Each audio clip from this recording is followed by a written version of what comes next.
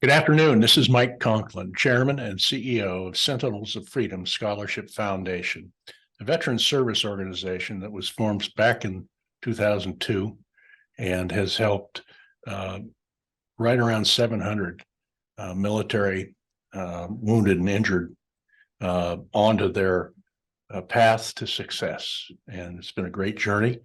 Today, we're going to talk to Captain Jake. He's a captain, U.S. Marine Corps.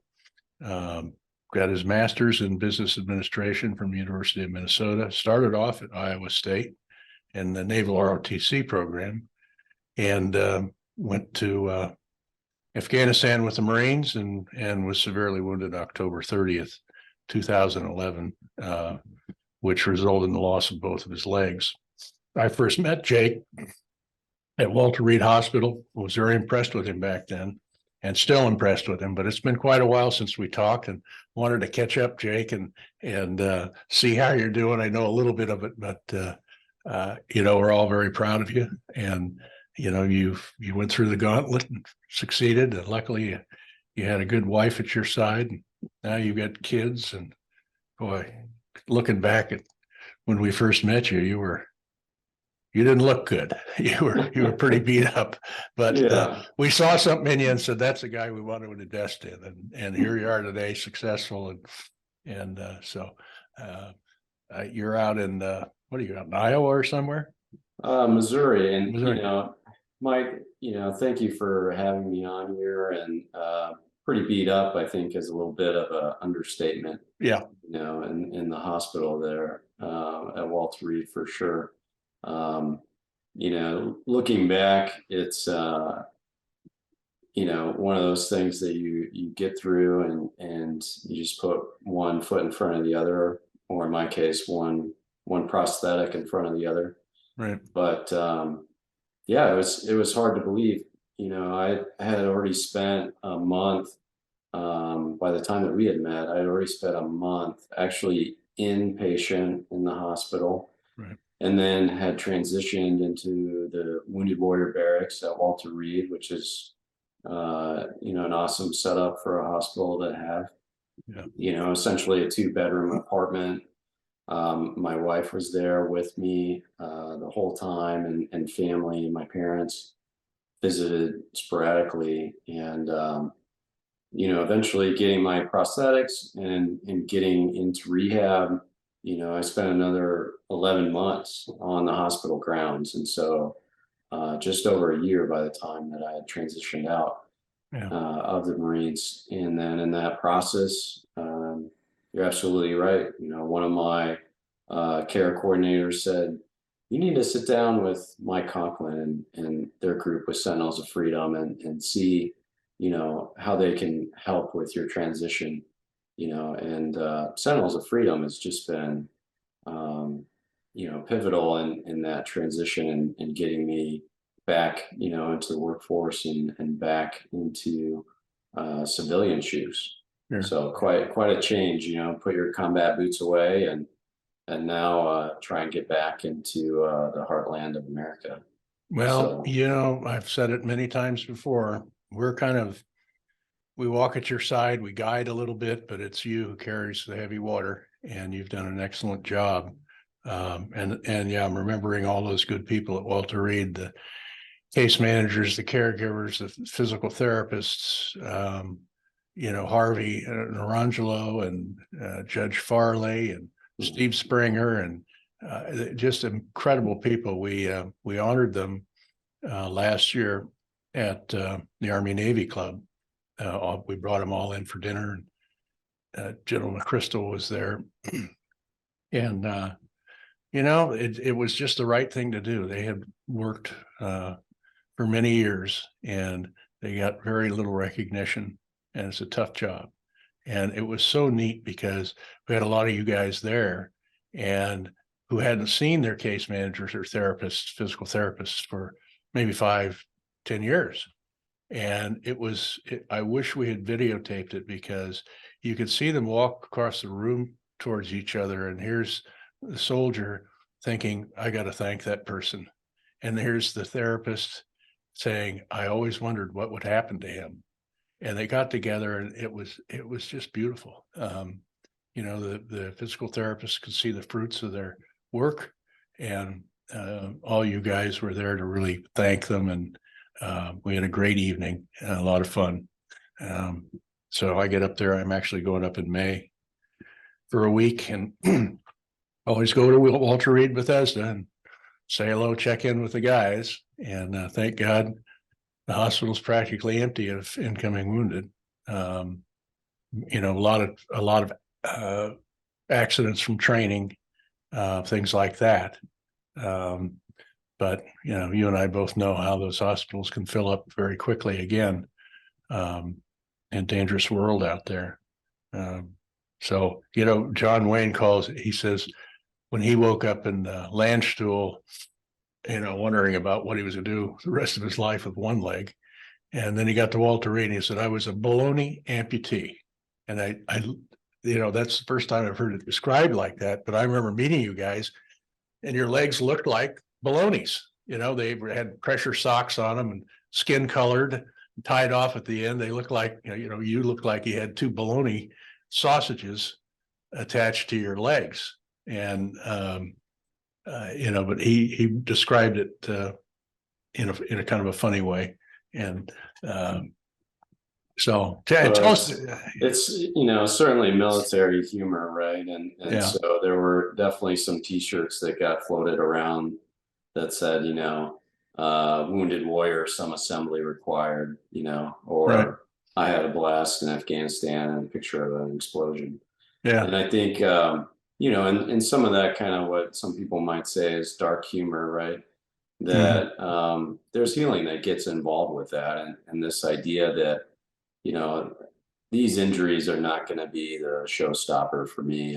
And when it came to those therapists, one of my physical therapists, he ran 100-mile marathons, ultra marathons. And I just remember him, continuing to tell me, in the physical therapy and exercises, just do what you can, but don't stop.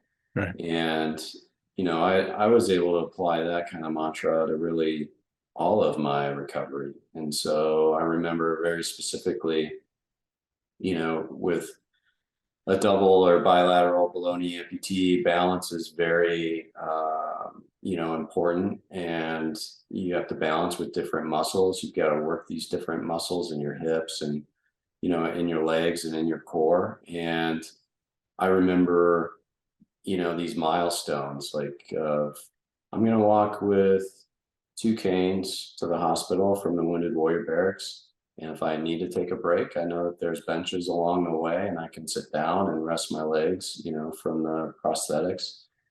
And then I remember getting down to 1 cane, and I remember, this feeling of liberation when it got to a point where I was leaving my cane kind of around the Wounded Warrior Barracks apartment and kind of forgetting that I needed to use it, right? And so these milestones were something that were pivotal for me to say, okay, progress is occurring, right? And it's maybe not happening in my, A-type personality timeline, but it is happening. And so don't give up.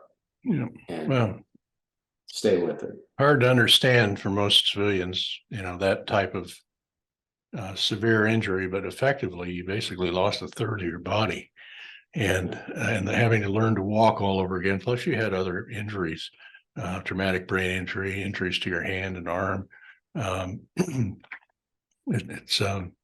They're horrible injuries, but I think what you're saying is so true. Is there is life after injury? You just have to work on it, and it's hard. I won't say it's easy. It's hard for every individual in an individual way. Some things are very similar. Things that you'll experience, but everybody's got a thumbprint. They handle that level of injury and sitting there thinking, okay, what am I going to do now? Gosh, I can't stay in the Army or the Marine Corps any longer.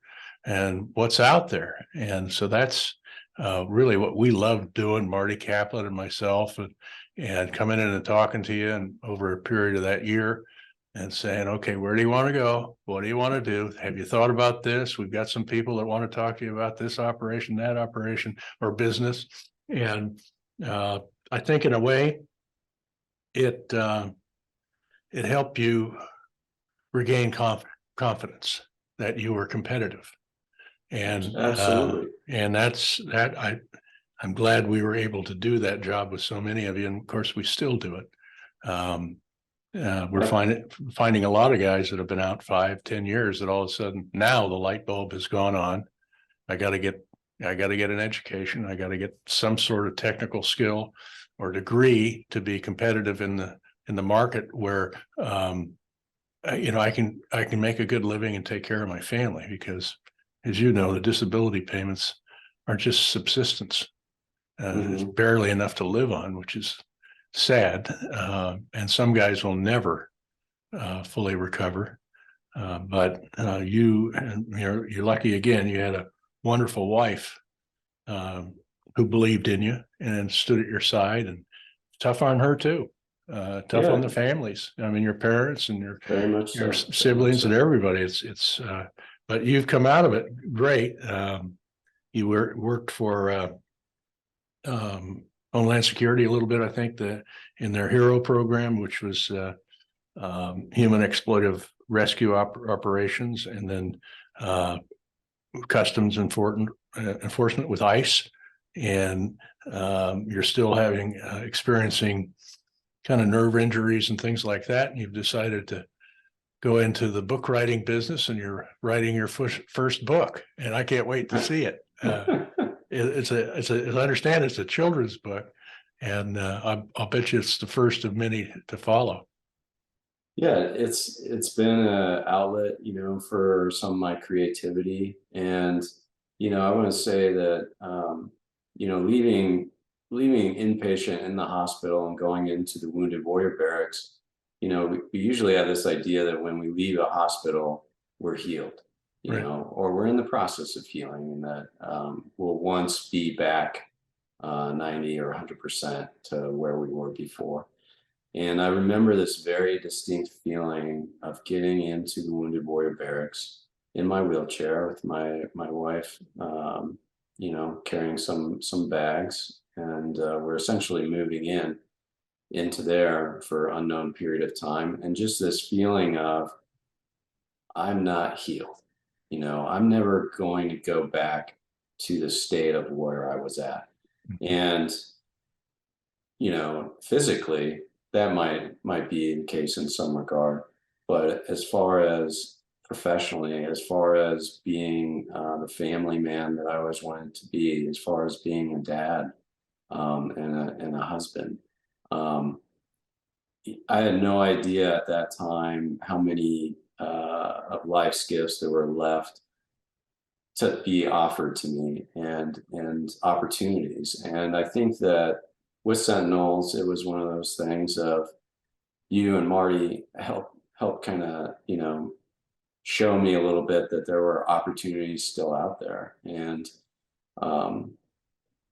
when it came to the business side, I had in my undergrad work studied management, and I had always kind of thought that the progression would be to get more into management and more into leadership. I was always fascinated by bringing a group with common goals towards a purpose, and that nutshell of leadership. And for me, in college, went through ROTC, graduated, commissioned, a lieutenant in the Marine Corps, wounded as a first lieutenant in Afghanistan 2011, and then later promoted while I was undergoing therapy at Walter Reed as a captain. And so I knew from the get-go throughout that progression, the Marine Corps was there for me too. They said, if you want to stay here and work, we'd love to have you. Will it be a little bit different? Yeah, maybe. But we still need a lot out of you, right? And so, that was more than just a handshake. That was them showing up to show that support.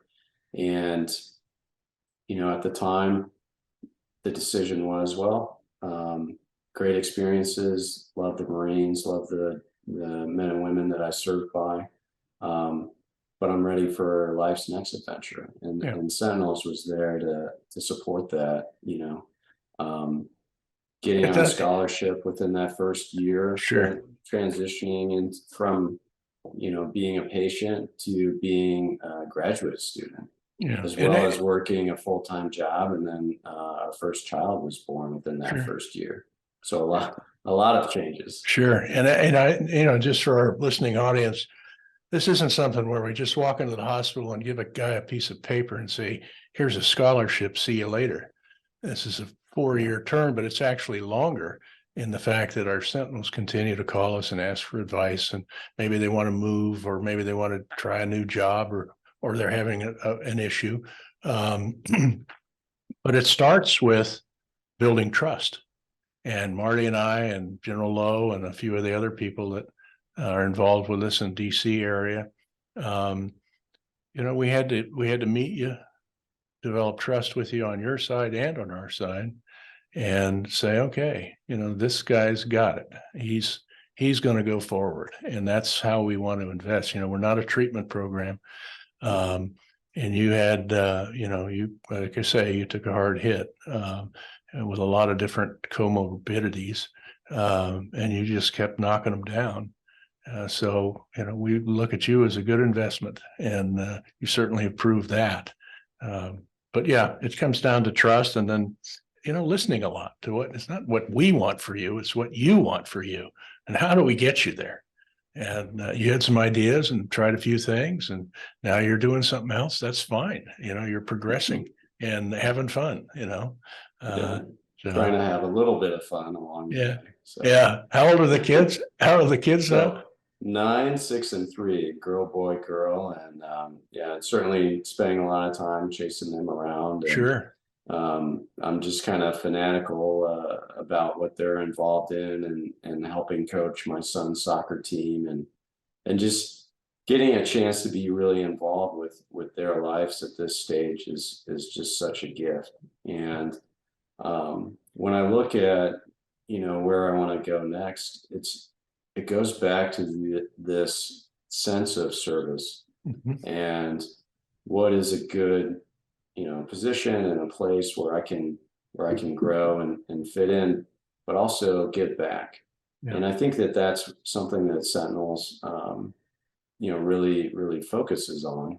And just the opportunities, working with Marty and yourself was really these tons of different industries to get involved in. When I got out of the Marines, I worked at a steel industry, drawn to it to be, in this leadership role, and applying what I had learned through my years in the Marines and in school. But I think it goes back to what you guys have said, that, exactly what you were just saying, Mike, was, you work with people, you help kind of nudge them sometimes, talk to them what their options are.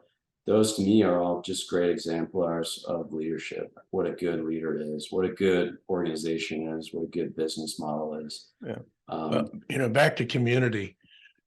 This is where this slogan came from, is veterans never stop serving. You're still serving in your community, whether it's coaching Little League or soccer, through your church, whatever. It's a common thread in most veterans who come home, is they do that. You don't see them wearing their uniform doing it, but they're there. And almost every church, every sports organization has veterans standing there helping out, coaching, whatever. And so you all are a huge asset to our nation, not just in your military service, but what you bring back to our communities. And like you say, giving back. Some people would say, hey, wait a second, this guy's a double amputee. He's given enough, right?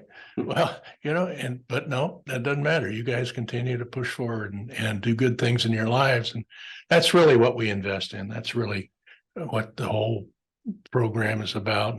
Thank God we got great investors that want to see you guys succeed. Well, So, certainly, and I had heard somewhere once that, if you have a service dog and you don't use that opportunity with that animal to be of service to you and right, to help you, and you're working with that animal in a close way and using its abilities and training, that dog is not going to be happy. right. And so, to a large extent, I look at myself as a service dog, right? Mm, So, I want to be involved. I want to be involved in my community, with my neighbors when I can help.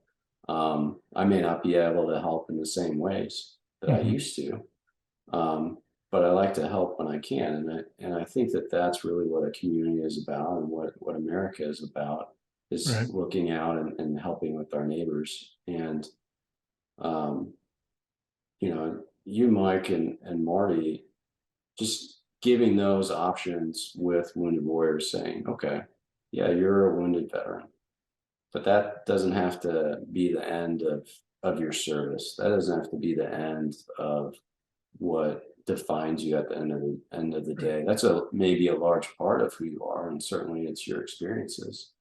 But you have much, much more to offer, and mm, we're just beginning to tap what that potential is. And yeah, for me, it's exciting that you guys are doing these interviews, because I like to know what some of my friends and wounded warriors are up to that I haven't spoken with for a few years, and just see the impact that they're having where they're at. I mean, it's a phenomenal program.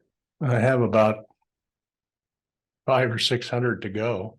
And it's fun for me because, guys that we helped 10, 15 years ago, and we keep in touch, but to speak to them face to face and talk a little bit about their families and stuff just really makes my heart sore. Um, Sore like in flying, not sore like an injury.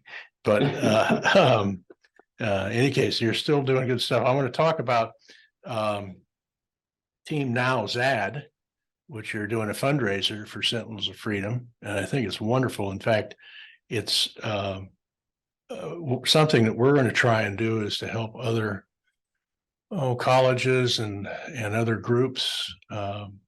We have a program now to where we can help them set up their website and everything else for fundraising. And you guys have done that. You can create a team, like your team, Team Now Zed, and fundraise for whatever you want. Doesn't have to be just veterans, but in your case, Team Zed is, you know, honoring the memories of some people, honoring, helping other veterans, and reaching their goal. So it is, the website is Team ZAD, ZAD, or I'm sorry, Team Now ZAD, and you can look them up. And we have them listed on our website, I believe, too, sentinelsofreedom.org. But you guys are doing great stuff. And, you've got John Bailey and a couple other people involved with you. Well, just a phenomenal opportunity to partner with you guys at Sentinels of Freedom and say, okay, it's been over 10 years since I was wounded, medically retired from the Marines, and worked actively with Sentinels Freedom with a scholarship and grant through school. Mm-hmm. And man, I'm just in a different position than where I was at, 10, 12 years ago. Sure. And the ability, that I feel now to reach out and give back. And so my friend, who's still in the Marines, John Bailey, talk to you about how close our friendship is. John and I were both logistics officers together. We served on the same advisor team, working directly with the Afghan National Army at the time in 2011, and advising their officers and soldiers on how to do logistics. And this idea to help their military be self-sustaining, maintenance, resupply runs, getting uniforms for their soldiers, all things necessary for professional military to do. And working side by side for nearly 11 months. You know, when the IED went off underneath my vehicle and the smoke cleared and, you know, the tourniquets go on, John was right there helping pull me out of the vehicle. Yeah. And you want to know about bravery and courage of an individual. He's a great example of that. And so, you know, anytime an attack occurs, there's fear of follow-on attack, ambush, or other bombs that might detonate. And John clearly, you know, made sure the situation was safe and made sure that I got pulled out of there and helped put me on the helicopter. Friend for So life. our friendship, yeah, is extreme, right? And so when he mentioned to me that he wanted to compete in his second Ironman competition, I was like, first, I didn't know that you had done one already, right? And now you're kind of crazy enough to do another. And he said, you know, Jake, it's not just about me. I want to do this for you. I want to do this for other wounded warriors, other veterans. How can we do it? And I said, well, this is another, you know, great opportunity. Let's make it bigger than just the two of us. And how can we do that? So I reached out to you, Mike, and your team at Sentinels of Freedom, and it was like, let's do this. Let's create this fundraising chance to give back. Team Nowzad came from the village where our last mission was on. The village we were returning from when my vehicle was blown up by an IED and I suffered my injuries. And we thought, well, you know, again, it's bigger than just he and I, right? We were among numerous other Marines. We were among the Afghan people, and you know, I'm proud to say, I mean, I'm wearing a Team Nowzad shirt right now, so I'm happy to be sporting it here in a little bit at the Ironman competition in Houston. So I'll be greeting my friends at the finish line. So nice. Just an amazing chance to give back. And that's in April, right? April 22nd. It is. Yeah. Yes. So if you're all out there listening from the Houston area, in the Houston area, yeah, find out about Team Now ZAD and hike down there and support these amazing individuals.